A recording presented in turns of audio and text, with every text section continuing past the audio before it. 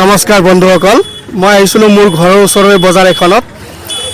আজিৰ ভিডিঅ'টো স্পন্সাৰ হ'ল কৰ্মকাৰ বাইদেউ।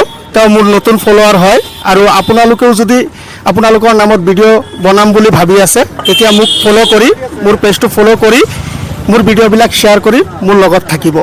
তেতিয়া আজিৰ প্ৰশ্নটো আগবঢ়াওঁ। দাদা, আপোনাক মই এটা প্ৰশ্ন সুধিম, প্ৰশ্নটো সুধিব পাৰিমনে? পাৰিব। তেতিয়া মোৰ আজিৰ প্ৰশ্নটো হ'ল জুবিন দাৰ মৃত্যু কোনখন দেশত হৈছিল? যদি আপুনি পাৰে তেতিয়া আমাৰ তৰফৰ পৰা আপোনাক 1 প্লেট কণী দিয়া হ'ব।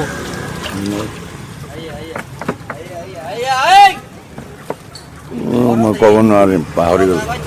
ক'ব নোৱাৰে? তেতিয়া আপুনি ঘৰত গৈ শিকি ল'ব দেই, বেয়া নাপাব।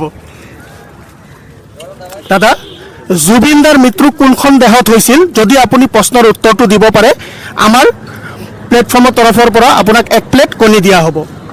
ছিংগাপুৰত। ছিংগাপুৰ। থেংক ইউ, ধন্যবাদ। আপুনি কি আগৰ পৰা জানে? Thank you.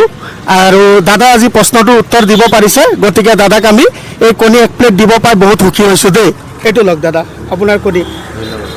আৰু দাদা, কেমেৰা পিনে চাই পেলাই আপুনি এবাৰ কৈ দিয়কচোন, জয় জুবিন দা। জয় জুবিন দা। অলপ জোৰেকৈ কওক। জয় জুবিন দা। জয় জুবিন দা।